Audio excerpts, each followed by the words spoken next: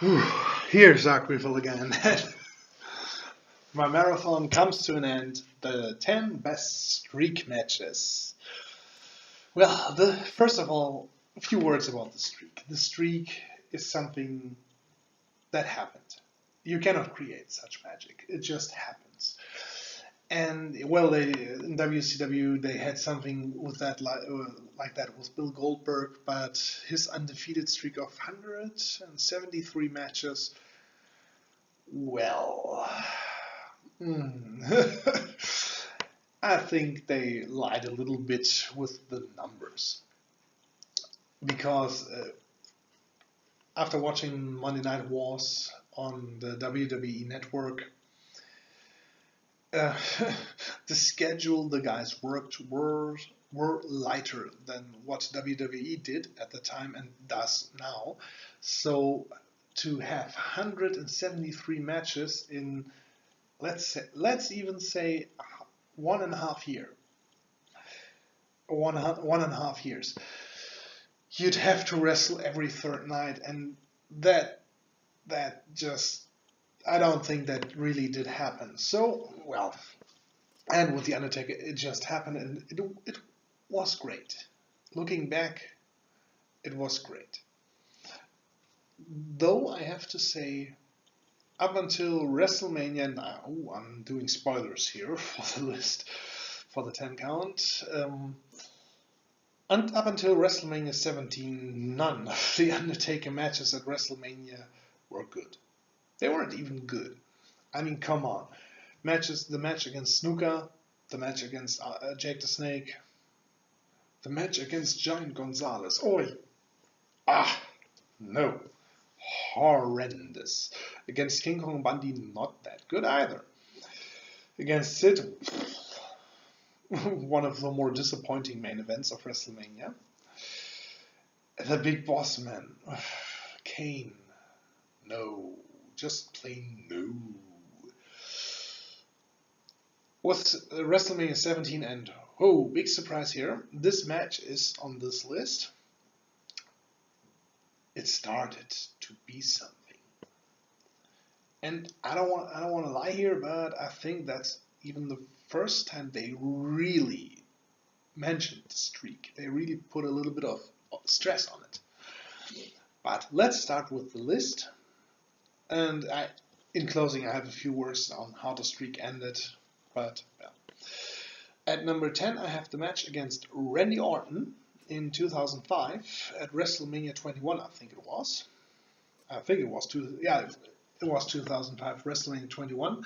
The match against Randy Orton, going through his legend killer phase. Well, the legend killer against the Undertaker, of course, that's a legend you have to take down to really deserve that nickname. Disappeared soon afterwards, I think. Still, it was a good match. Not the best match on this list, but obviously not. Still, nice match. And one of the first really cool matches, singles matches by Randy Orton. Yeah, there's not much more to say. At number 9, I have the Street Fight or No DQ match at WrestleMania 18 against Ric Flair. Well, talking about legend killer, well, legend versus legend, or soon-to-be legend. Of course, Ric Flair, always a great worker. Undertaker, absolutely in his prime. Still not a really huge classic, not an awesome match, but it was a pretty good match. At times pretty bloody affair. No wonder Ric Flair was involved. So, that's number 9 for you. And number 6, oh, at number 8, I got my list screwed up here. I don't have it memorized, so I have a little list here on my laptop, and it's a little screwed up. I have, yeah, it doesn't matter. At number 8, Triple H at WrestleMania 17. That's the match I mentioned, and yeah, well, it wasn't a street fight, but after the ref got knocked down, it was one. And yeah, well, the main event was an ODQ match, so of course they had to get creative here in order to have them brawl through the crowd and take one or two huger spots from the soundstage.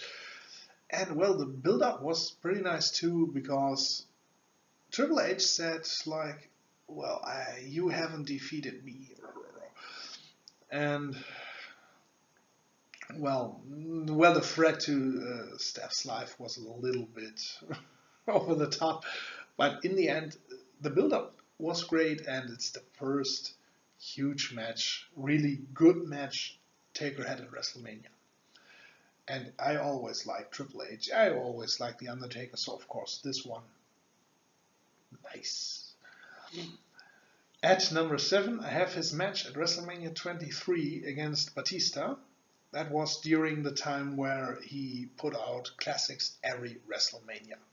And I never was a fan of Batista. I think he's a bodybuilder type of guy. He doesn't have to. He certainly is powerful, but he doesn't have the power some other guys have. I think Cesaro is more powerful than Batista. But his feud in 2007 with The Undertaker, well, that worked quite well. And this match, well, it wasn't even that long, 15 minutes I think it was, but in that 15 minutes they were straight to the point. And yeah, well, it just clicked. Those two had great chemistry together, and it was wonderful, that match. My favorite with the Daniel Bryan Randy Orton triple threat match at WrestleMania, but that doesn't count because I'm a huge Daniel Bryan mark, as I mentioned in the other video. But it's my favorite Batista single match, no doubt about it. Great match. At number 6, and now that's the match I almost presented earlier. His 2008 match at WrestleMania 24 against Edge. The main event of that WrestleMania, and I have talked about this match in the other video. Nice build-up, great feud throughout 2008, and this match, well, grandest stage of them all, Undertaker versus Edge. Both were hot at the time, so of course it worked. And in the ring, both always knew what to do to make a match great.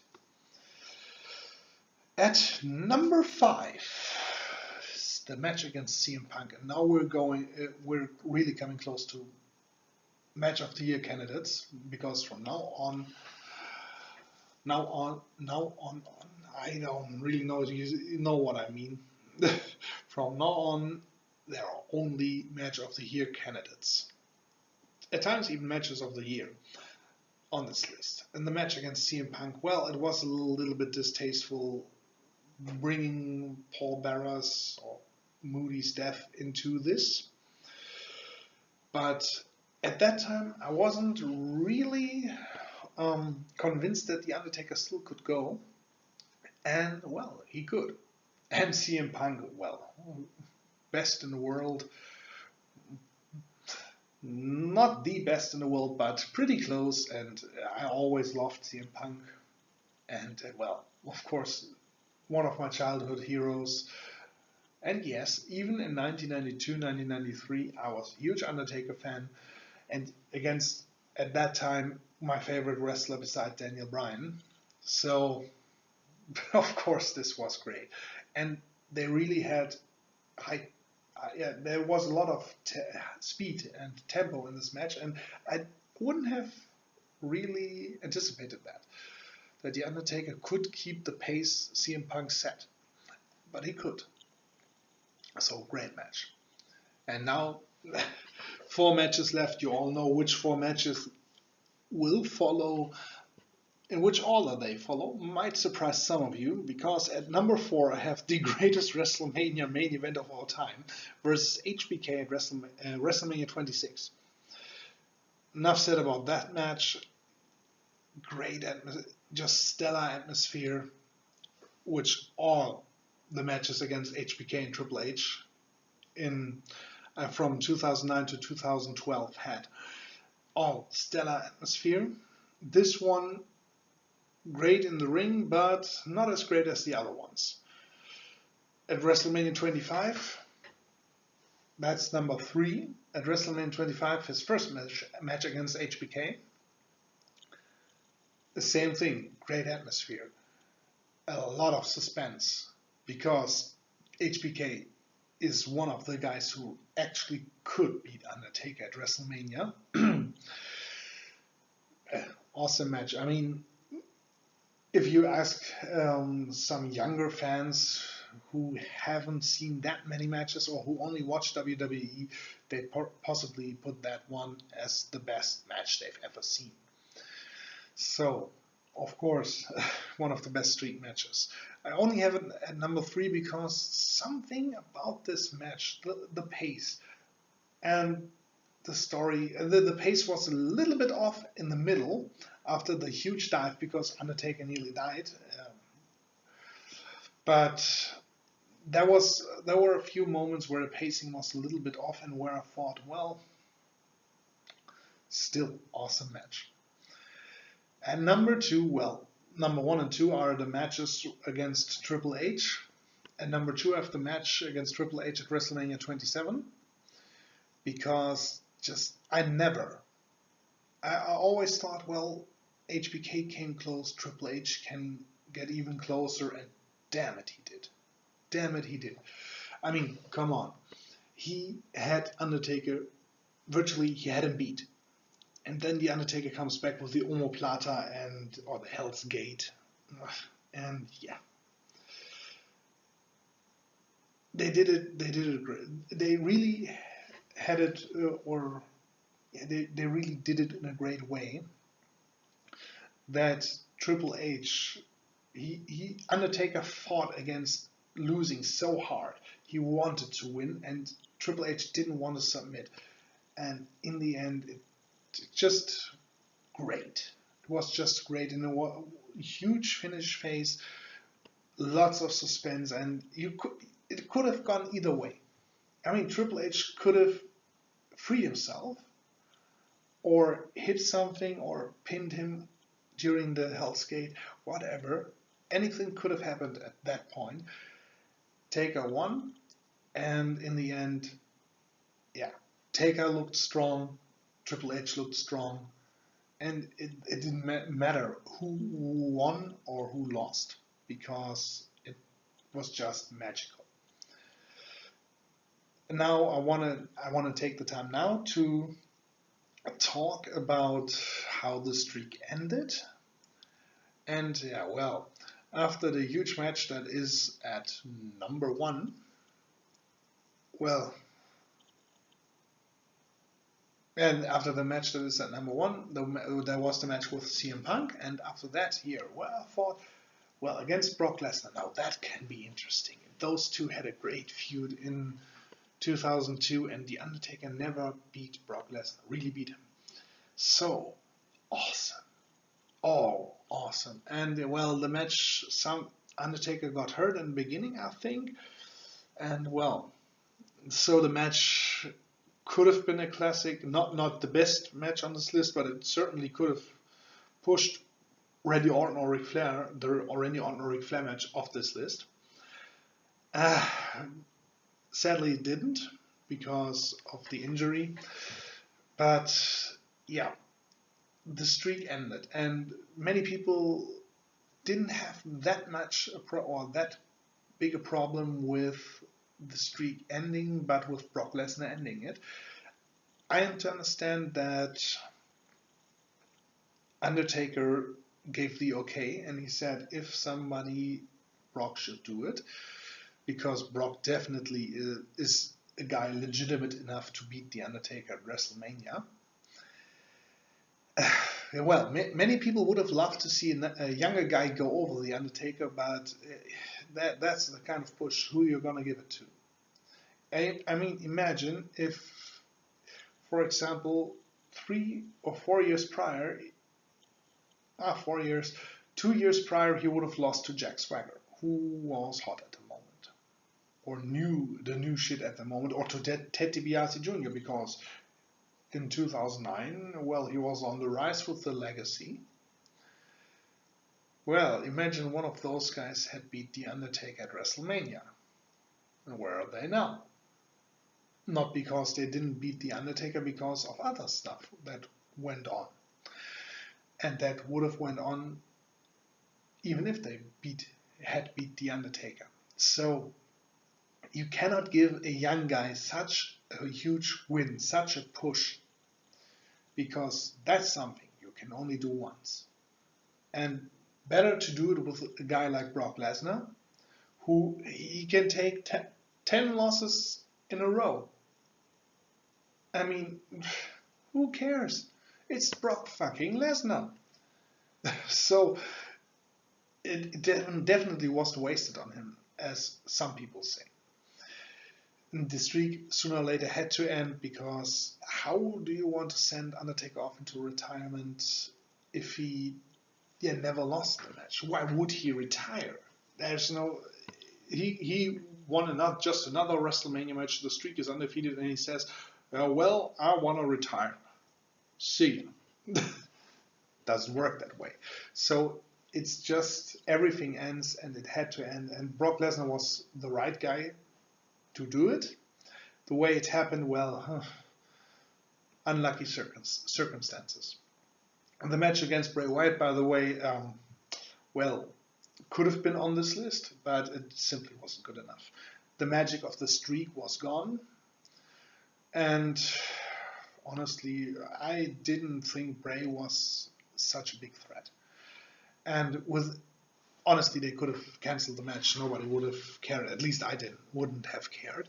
With the Shane match that will take place at this year's WrestleMania on Sunday, that's a different story. It doesn't matter that the streak was broken, because now something else is on the line. And if Shane can be the 2 in 21 and 2,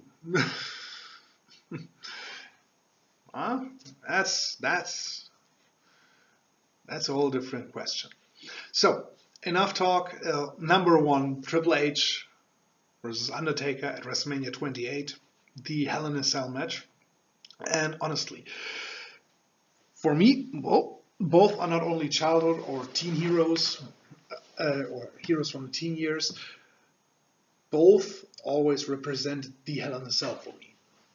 The Hell in a Cell when it still was the real Hell in a Cell, and not the at times watered down version we see nowadays. Although there are still good Hell in a Cell matches, but back in the day when every Hell in a Cell match had featured either Triple H or The Undertaker, and I always thought Triple H versus The Undertaker at WrestleMania in a Hell in a Cell. You can imagine how I reacted when this match was announced. And well, it was certainly a little bit different than one would have expected, but in the end it told an awesome story. And to me, even with the streak intact, and even if everything ends, the picture of Triple H, HBK, and Undertaker standing on the ramp, looking back,